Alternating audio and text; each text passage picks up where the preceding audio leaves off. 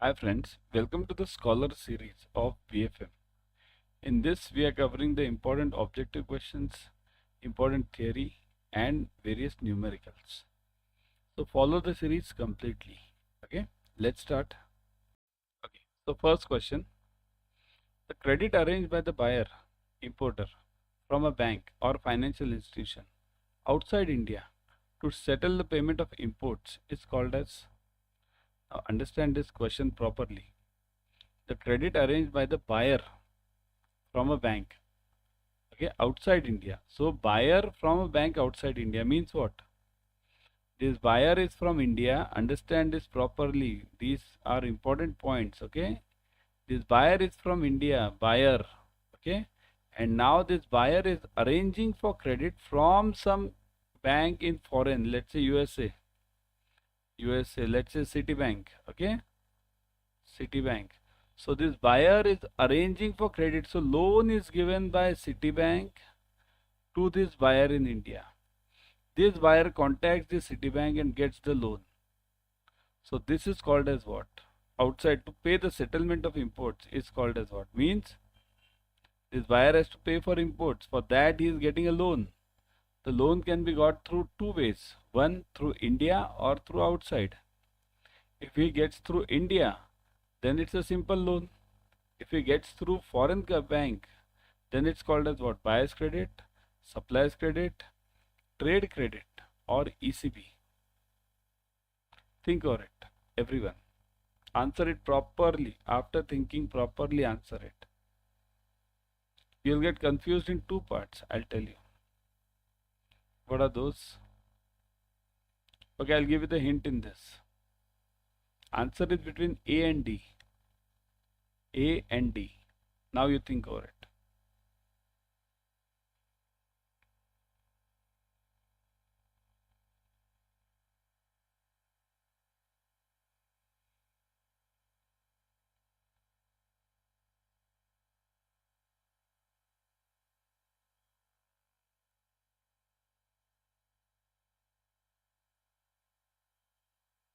Yeah, it is. Here, the answer is called as buyer's credit. Remember this. Buyer's credit it is called as. ECB is also a part, means buyer's credit is a part of ECB, external commercial borrowing. But external commercial borrowing is above $20 million and it is about 3 years. Any loan taken from other banks outside India, okay, within 3 years and within 20 million by this buyer or any person is termed under buyer's credit. Okay. What is supplier's credit? I'll come to that later when the question comes. Okay. Trade credit means what? This trade credit is a, here, understand the concept again. Here, trade credit consists of two parts. It consists of two parts. Okay. One is buyer's credit, BC, and second is supplier's credit. Okay. So the whole term is known as trade credit. So whenever the buyer arranges for this credit, it is known as buyer's credit specifically. Which of the following is not correct regarding Asian Currency Union settlements? ACU settlements. Now what are ACU? ACU are the 9 countries in Asia which have formed something called as ACU dollar. Now ACU dollar is not a separate dollar. It is the same dollar, but it is done as a netting effect. Means, for example, if India sells to let's say Myanmar, okay, Myanmar,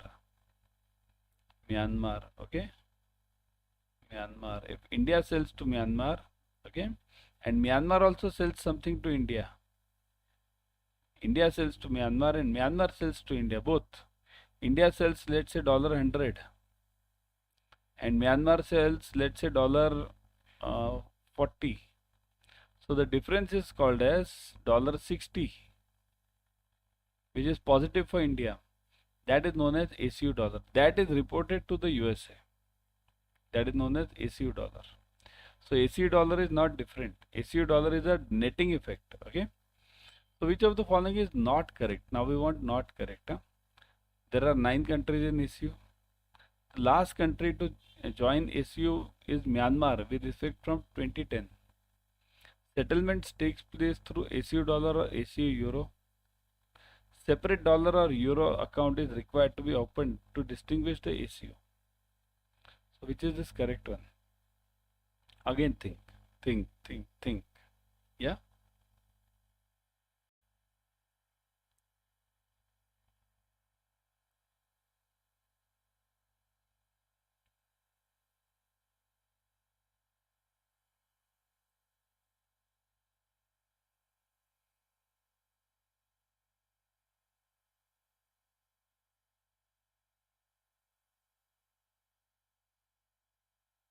It is. Which is the wrong one? Wrong one is this. The last country to join ACU is Myanmar with effect from 2010. Myanmar is not the last country, okay? Myanmar has joined long back in 2003, 4 almost, 2, 3, 4 at that time. Remaining all are correct. There are 9 countries in ACU, okay? Settlement takes place through ACU dollar or ACU euro. Both of them are there. Separate dollar or euro account is to be maintained. So we need to have a separate ACU dollar account or ACU euro account with the banks which we deal in within these countries, these 9 countries. Okay. Now there are these 9 countries. I can tell you some names: India, Pakistan, Burma, then Myanmar, Nepal, Iran, 6, and there might be 3 more. Okay. So these all 9 countries form together the ACU unit. Okay. Export declaration form is not required to be submitted by the exporter if the value of the export consignment is.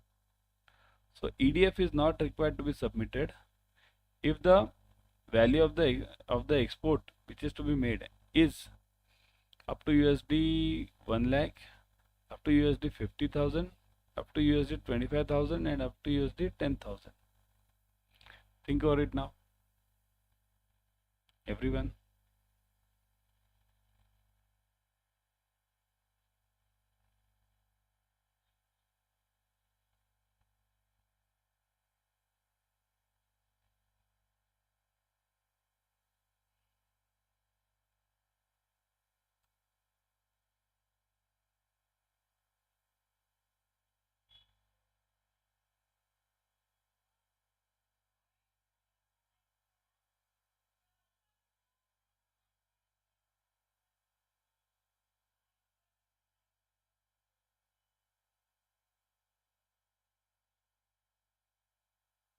Yeah, the answer is yes, everyone. 25,000, right? USD 25,000. So EDF is not required to be submitted if the value of the exports is up to USD 25,000. Okay. Everyone subscribe to Officers Adda 24/7 YouTube channel right now, because in this channel you will be getting the latest updates of from IIBF. Number 1, number 2, free YouTube series on all the subjects of your JIIB and CAIIB plus other bank promotion exams.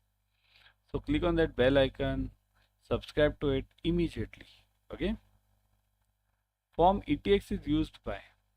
So ETX, where is it used? AD when they extend the time period of pre-shipment loans. AD when the post-shipment loan is written off. Exporter while seeking the extension of time for realization of export bill. Exporter for seeking extension of time for extending the period of pre-shipment loan. Now, what can be the answer of this?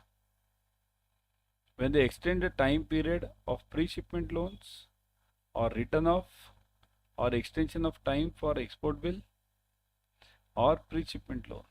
Think over it. How many of you have started the studies? Tell me. Sincerely tell me. How many of you have started the studies? Type in the comment section if you have started the studies. Give me the answers also in the comments only. If you have started the studies, tell me.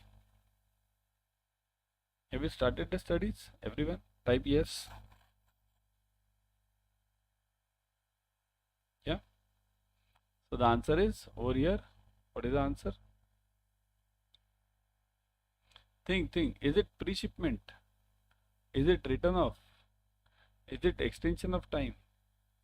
Is it that pre-shipment loan, extension for pre-shipment loan? Think over it.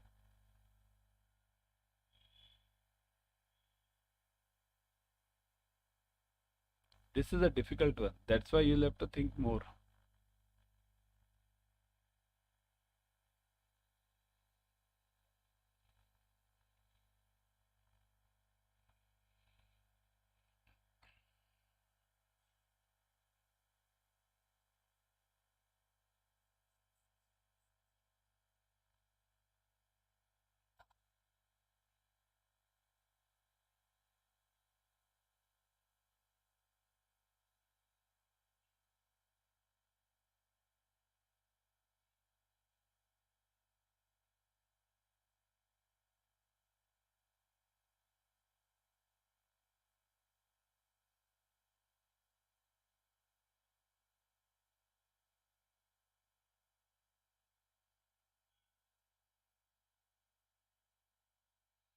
The answer is ETX form. See this. ETX full form is extension form. Extension. Actually, it should have been EXT, but they call it ETX. Extension. The extension is always received for realization of export bill. Whenever your export bill is not realized within the time, now what is the time period?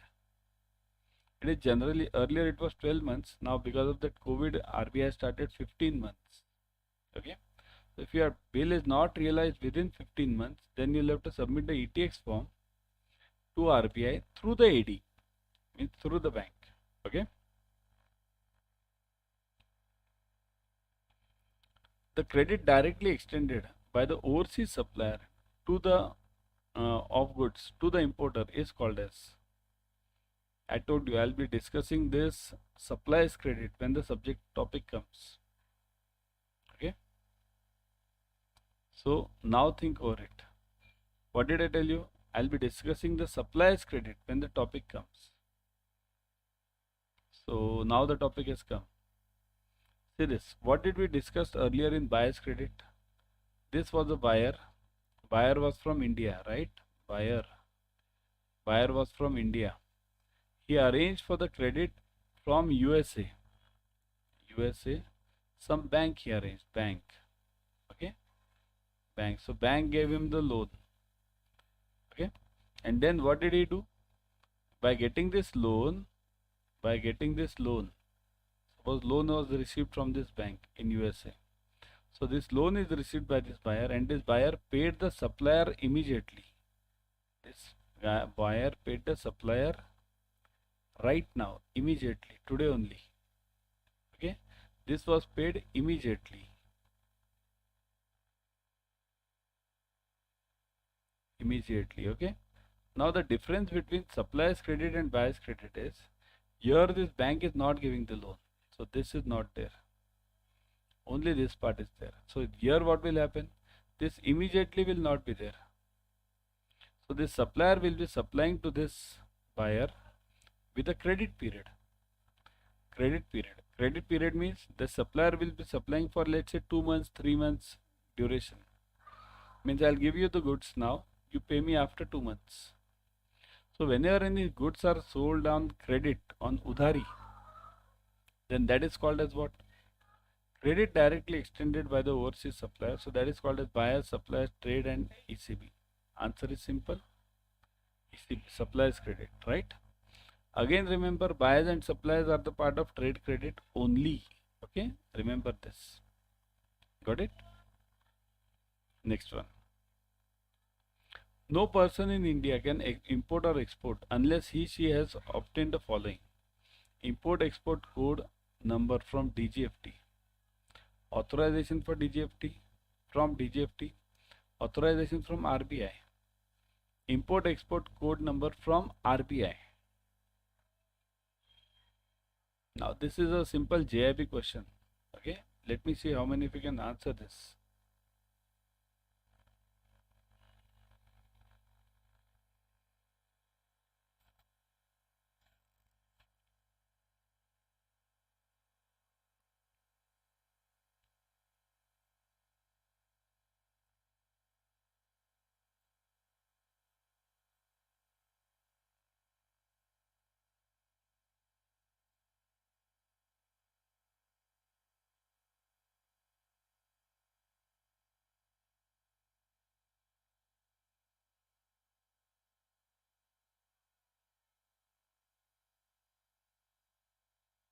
Got the answer? So it is import export code from DGFT. This IC code is required by each and every person who wants to import or export in India or from India. Okay, compulsory. The supplier's credit extended by the overseas supplier for a period of more than 3 years is termed as. Again confusion in this. Here options are the same again. Buyer's credit, supplier's credit, trade credit and ECB, external commercial borrowings. What is it called as? Just now when I discussed a buyer's credit, I told you something. What was that? Think over it. Again, rewind this video. Go back.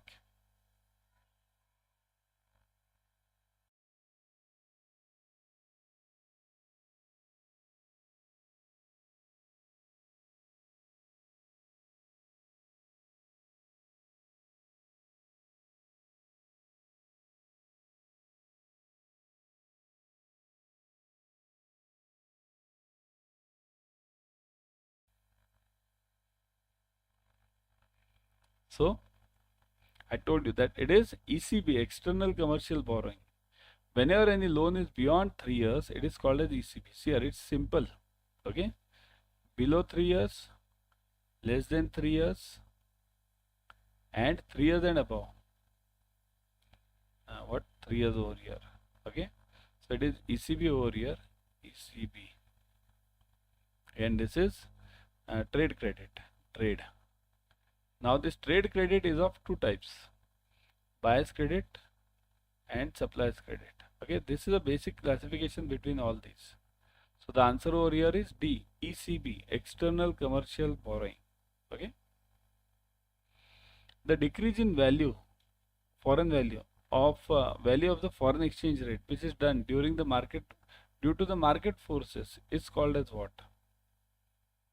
So decrease in value of the this foreign exchange, which is done due to the market forces, is called as what? Think over it. What will be called as? Now look at the options: appreciation, depreciation, devaluation, and revaluation. Quite simple to answer. Think over it. Think over it.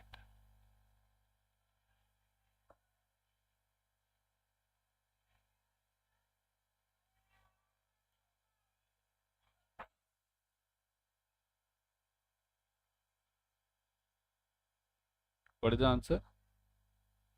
Got it? You'll get confused over here. Decrease in value. Decrease in value means it is either depreciation or devaluation.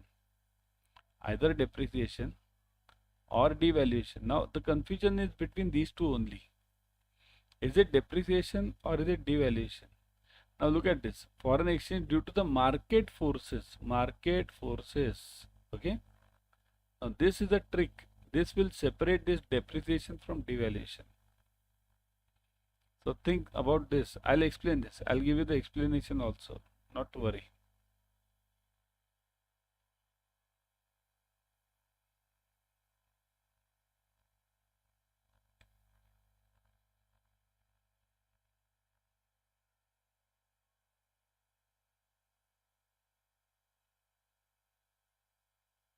It is, see here, whenever market forces do anything, it is called as depreciation. Market forces. Okay, I'll mark this over here. Market forces. And devaluation is done when? Then I think so. There's a next question. Let's see. Is it there? Let me see if the question is there. No. So now I'll answer here only. Okay. So if it is done due to the government pressure, government interference,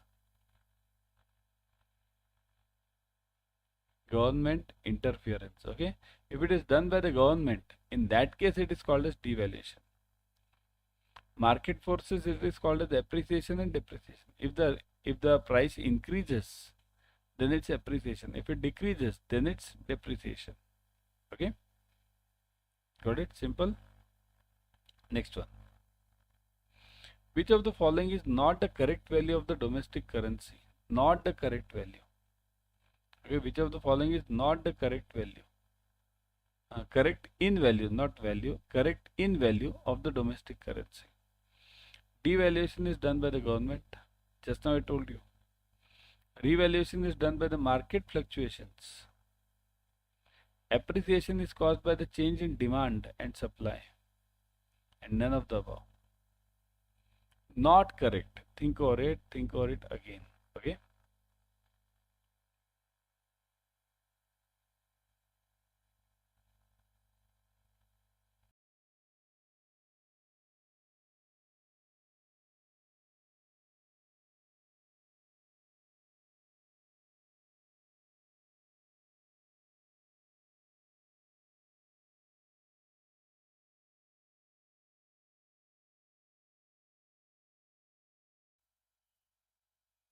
What do you mean by not correct? Not correct. Okay. Devaluation is done by the government. Okay. So is this correct? What did I tell you just now? Appreciation, depreciation is done by the market forces. Devaluation and revaluation is done by the government. So this is correct. So this is true. But I want false. So this is not the right answer for me. Revaluation is done by the market fluctuations. This is the catch. Okay. So this is false. Right. Appreciation is caused due to the change in the demand and supply. So demand and supply, that is appreciation, depreciation. So that is true. So we want not correct. Not correct is this. B is the answer. Revaluation and devaluation are done by the government. They are not done by the market forces. Okay. Market forces do appreciation and depreciation. Okay. Again, everyone, subscribe to Officers Adda 24/7 YouTube channel. Also, download the this Adda 24/7 app on your mobile. Both the things you should do it now. Okay. Which of the following is correct? Devaluation in value of the domestic currency is caused due to the fluctuations in the demand and supply. Devaluation in the value of the domestic currency is done intentionally by the government. Appreciation is done intentionally by the government. Both A and B.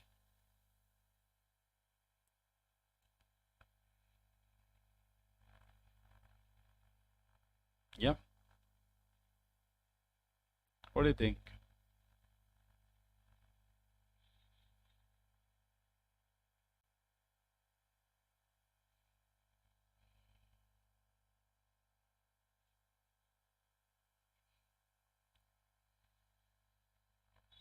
I am watching you. What should be the answer? Think over it. In the comment section. Give it in the comment section, everyone. Yeah. What is the answer? Yes, everyone. Devaluation in the value of the domestic currency is caused because of fluctuations. Devaluation is done by the government. Revaluation is done by the government. So this is false, right? So this is false. Devaluation in the value of the domestic currency is done intentionally by the government. Done. True. So one, I got it true over here. Appreciation is done intentionally by the government. Appreciation is done by the market forces. So this is false. Both A and B, that is obviously false. Okay, so the answer is B, only B. Okay, which of the following is correct? Only B is correct. Got it, everyone? So that was a YT series for you. Now before going, let me show you the batches. Join the batches immediately for CAIIB, starting from 22nd March. Okay. So click on CAIIB online, go to Adda 24/7. I'll always suggest you to go through the app. In the app, you are getting 1% extra using the coin systems. Click on the CAIIB, then you'll see this AIM batch. Okay, 22nd March starting. Click on this batch. You'll see the details. Look at this: ebooks, test series, live classes, recorded sessions, expert experienced faculty. So everything you are getting. Ebooks. Click on this ebooks. You are getting subject wise. Click on this subject. You're getting chapter wise. Similarly, test. Click on this test. You're getting chapter wise. See this subject wise. Click on this. You're getting chapter wise test. Okay. If once you go on clicking, you get chapter wise test. So such is the details of the test and the ebooks available. Okay. So join this immediately. And what is the discount? Look at the discount. Click on buy now. You'll see 80% off. Put the code Y432. Never forget this code Y432. That will give you 81% off. Okay. Click on Y432. Click on continue. You're getting 81% off. Look at this. Y432. Click on apply. Look at this. 80% off plus 1% using the app. Okay. So such is the huge discount you get. Join the AIM batch immediately. Also, you can join the Mahapack. In Mahapack, you are getting multiple batches per subject. Plus, right now you are having that offer. The offer is, see this Mahapack 2.0. You are having the offer right now of double validity. Means you buy for 6 months, you get it for 12 months plus 81%. Okay. Don't forget the code Y432. Click on apply. Say this 80% plus 1% using the app. So join it immediately. Okay.